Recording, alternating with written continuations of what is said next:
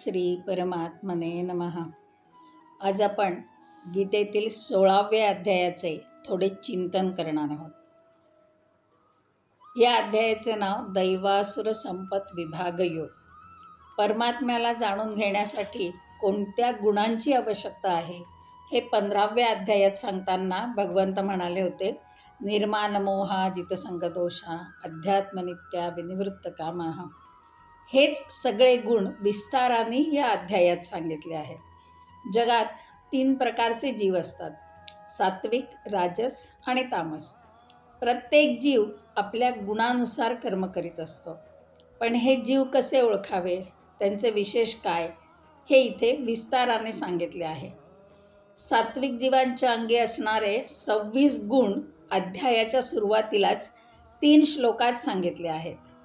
अभयम, सत्वसंशुद्धी, ज्ञानयोग व्यवस्थिती, दान, दम, यज्ञ, स्वाध्याय, तप, आर्जव, अहिंसा, सत्य, अक्रोध, त्याग, शांती, अपैशोन, भूतेषु दया, अलोलुप्तम, मार्दवम, ह्रीः, अचापलम, तेज, क्षमा, धृती, शौच, अद्रोह, न अतिमानिता इत्यादी. सर्वप्रथम अभय म्हणजे काय?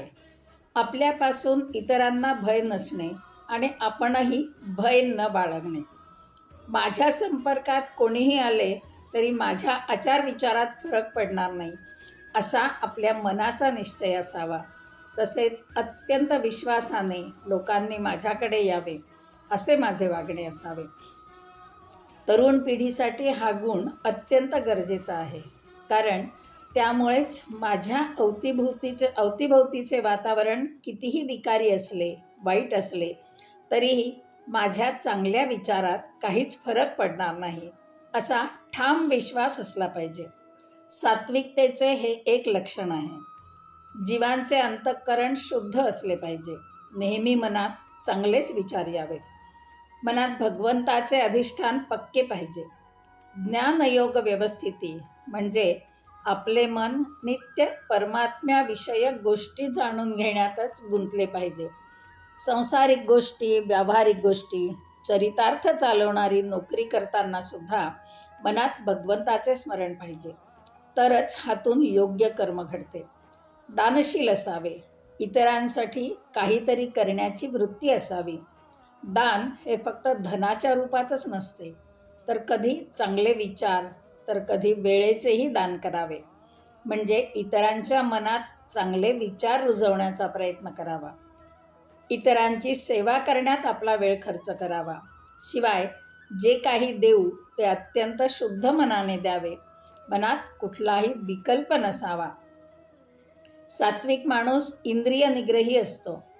त्याची इंद्रिये त्याच्या ताब्यात असतात.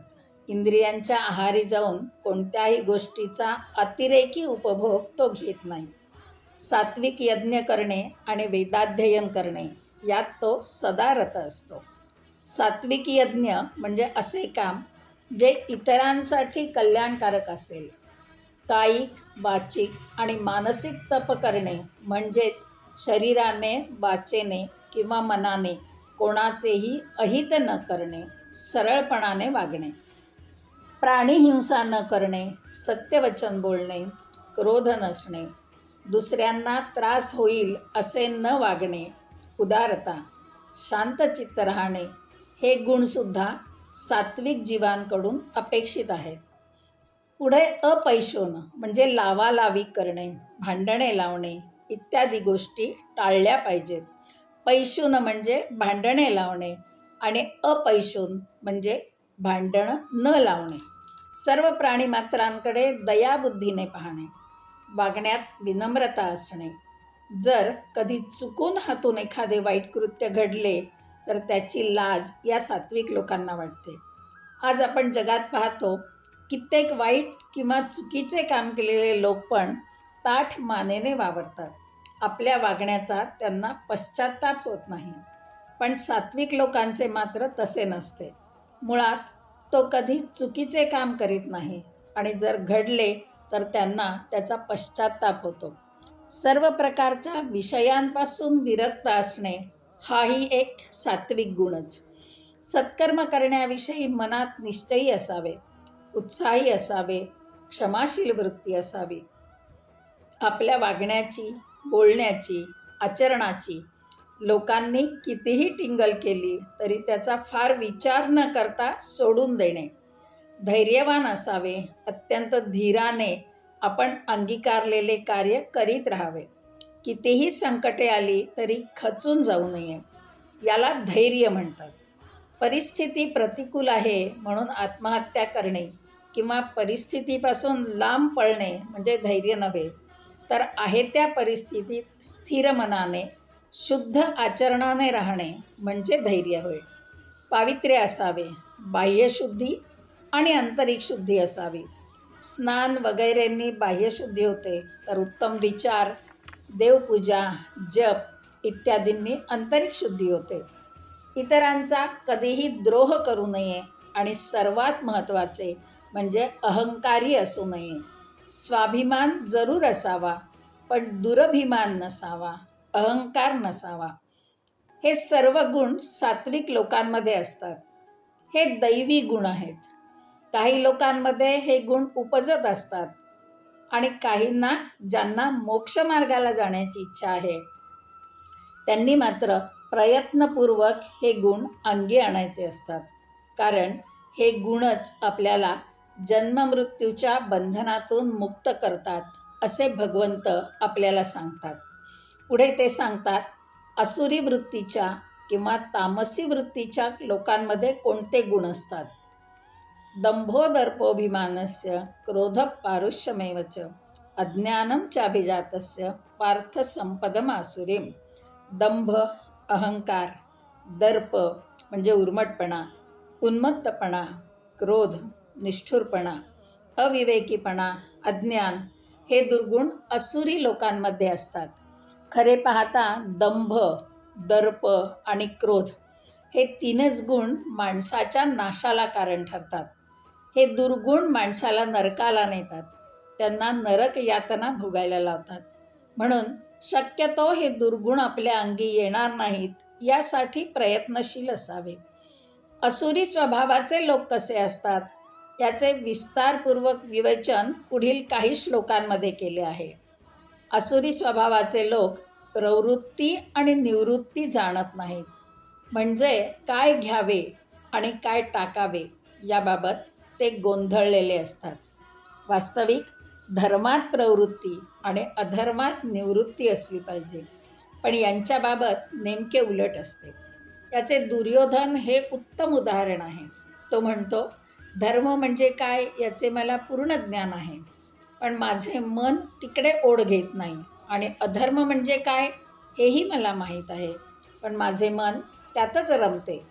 असे लोक अंतर्बाह्य अपवित्र असतात. काया वाचा मने ते अपवित्रच असतात. त्यांचे आचरण योग्य नसते. ते कधीच सत्य बोलत नाहीत. या संसारालाच ते सर्वस्व मानतात आणि त्यातच रमतात. ते परमात्म्याला मानत नाहीत, त्यांचे श्रेष्ठत्व जाणत नाहीत. परमात्म्याचे यथार्थ ज्ञान त्यांना नसल्याने ते केवळ बाह्य गोष्टीतच रमतात. दंभ, मद आणि अहंकाराने युक्त असल्याने ते शास्त्राविरुद्ध वर्तन करतात. विषयभोगातच नेहमी रत असतात, त्यामुळे कधीच समाधानी होत नाहीत. त्यांच्या आशा आकांक्षा कधी संपतच नाहीत.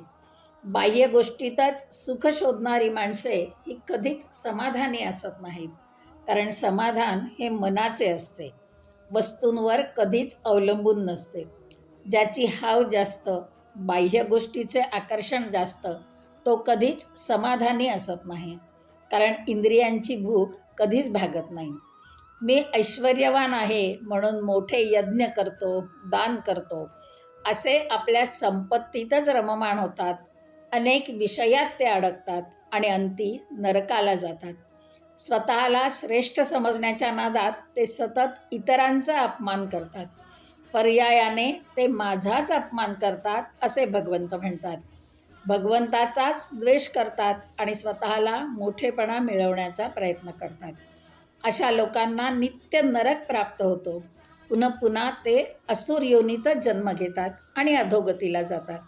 म्हणून हे पार्था, काम, क्रोध आणि अहंकार हे दुर्गुण नरकाला कारण असल्यामुळे त्यांचा त्याग करणे योग्य आहे असे भगवंत सांगतात.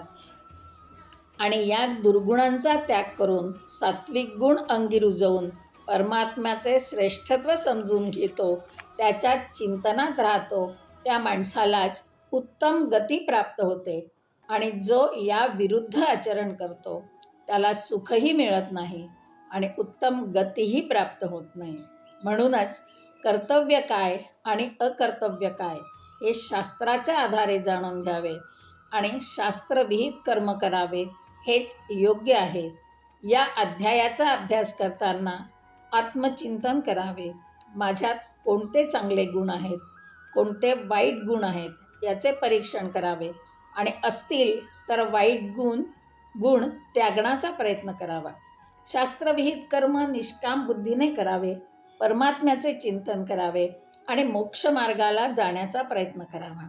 आपल्यासारख्या सामान्य लोकांना एकाच जन्मात हे साध्य होणार नाही, पण दैवी गुण अंगी आणण्याचा प्रयत्न केला तर पुढचा जन्म उच्च कुळात मिळून मोक्षमार्गात 2 पावले पुढे जाऊ शकू आणि यात सातत्य ठेवले तर लवकरच मोक्ष प्राप्त करून घेऊ हे निश्चित. असे सात्विक गुण आणि तामसी गुणांचे विवेचन भगवंतांनी या अध्यायात केले आहेत. आपल्याला सात्विक गुण आपल्यामध्ये रुजवायचे आहेत आणि तामसी गुणांचा त्याग करायचा आहे, हेच भगवंतांनी या ठिकाणी आपल्याला सांगितले आहे. श्रीकृष्णार्पणमस्तु.